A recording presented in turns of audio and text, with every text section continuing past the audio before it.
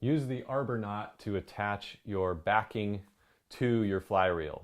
So in this demonstration, the fly reel is here and the backing is of course represented by the red cord. And all I'm going to do is start by taking the short end of the backing and bringing it around the arbor of the reel. And mind you that this lower section of cord is, 50 to 150 yards of backing that you're going to end up winding onto the reel. So we take the short end and we tie a simple overhand knot of the backing onto itself. And tighten that down. And then again, still with the short end, we're going to tie another overhand knot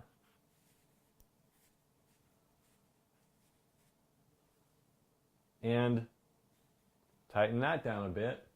And then with actual backing, which is very slippery and fine string, the backing, when you tighten this down, will cause the upper knot to tighten down onto the lower knot and snug up against the arbor of the fly reel.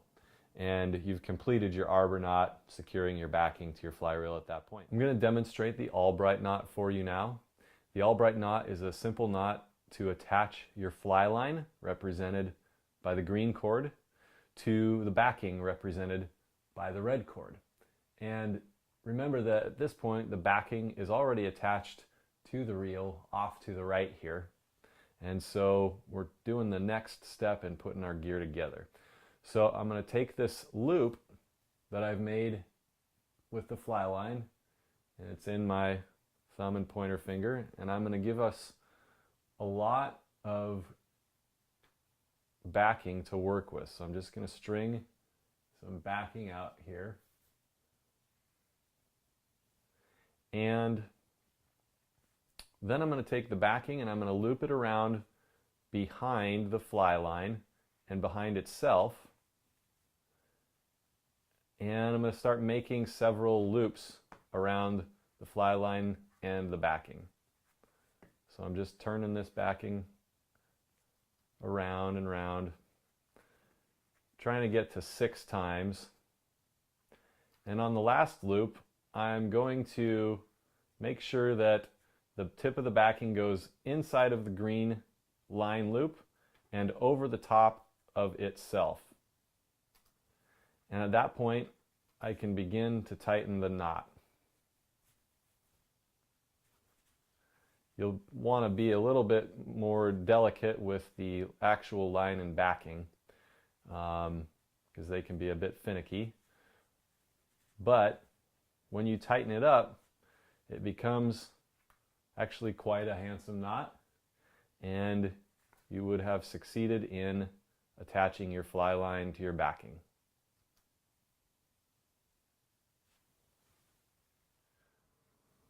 The nail knot is useful for attaching lines of different diameter to each other, and especially for attaching leader to fly line. So in this example, the leader is represented by the red cord and the fly line is represented by the green cord. And on the left here is the actual end of the fly line, and off to the right it's attached to the fly reel. Whereas the leader, we will say, is extending 7 to 9 feet off to the left, tapering down to its tip. And what we're going to work with in this knot is actually the shorter end and the thick end of the leader that you want to attach to the fly line. So you start simply by making a hoop with the leader.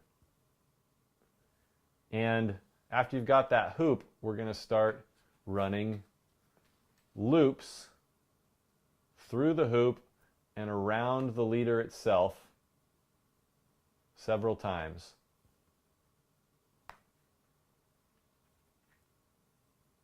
This is actually somewhat challenging with the finer actual leader and fly line, and you got to be a little patient with yourself getting started.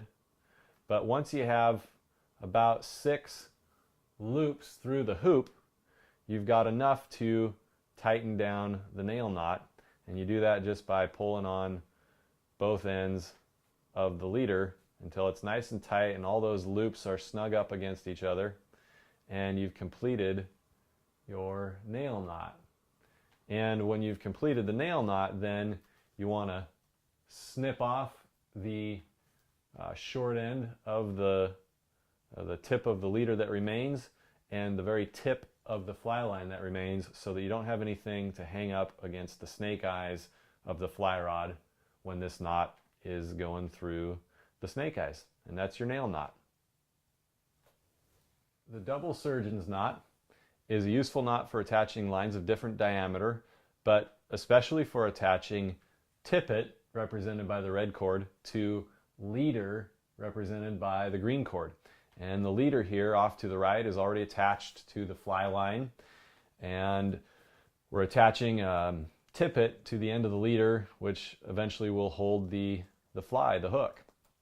And so you tie this double surgeon's knot by giving yourself plenty of tippet to work with and running it parallel up the leader.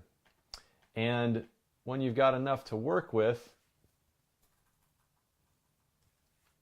you take the end of the leader and the long end of the tippet that's off to the left here, and you basically tie a simple overhand knot.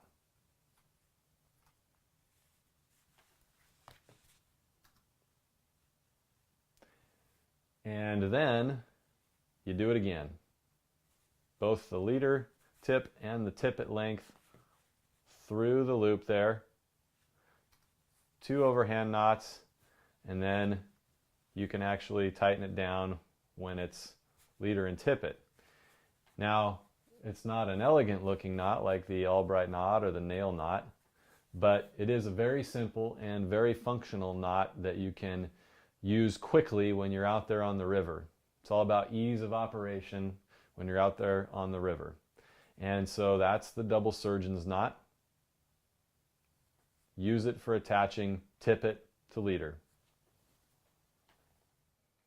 All right, you've made it. We're going to use the half-blood knot to attach the hook or the fly to the tippet. And so we start by running the tippet through the eye hole of the hook and running a bunch of tippet through, and then we twist. And we make several twists in the tippet. I try to get about 5 in there, and with the cord it's going to be a little more difficult, but once you got all your twists in, you take the tip of the tippet and you run it through that loop, not through the eye hole again, but just through the loop. And at that point you can just pull gently on the tippet and it will tighten down on itself right on the hook eye, and there will be 3 or 4 little loops or little loops that snug up against each other there, and you've successfully attached your fly to your tippet, and now you're going to cast and catch that big trout. But some days, for reasons that escape me, this knot slips, and if you find that that's happening to you on any given day, then what you can do is, after you've made the twists and after you've run the tip of the tippet through that first loop, you can run it again through the loop you've just created. So just run it again through there and tighten that down, which is very difficult with cord, but essentially what you've done is created an unslippable knot, and the only problem now is the big teeth on the big fish you're about to catch. I want to show you one more knot for ease of operation. Sometimes out there on the water you get a break in the middle of your leader or in the middle of between a couple sections of tippet, and so what you can do in a pinch if you don't want to rebuild your tapered leader or get a new length, or if you just need to move quick because you got your eye on a big fish, is you take the two broken ends, and after you clean them up a bit, you just run them parallel into each other, and you twist them around each other 1, 2, 3 times. Pull through some extra, so now you've got the broken ends again, and cross them over, loop them around each other 3 times, and simply pull that together. And again, it's impossible with the cord, but with the line and the leader and the tippet, that will snug down to be a very tight little knot, and you've been able to reattach your broken leader or tippet without having to rebuild the leader or tippet, and without having to detach and reattach a fly. Pretty slick little knot for MacGyvering things on the water.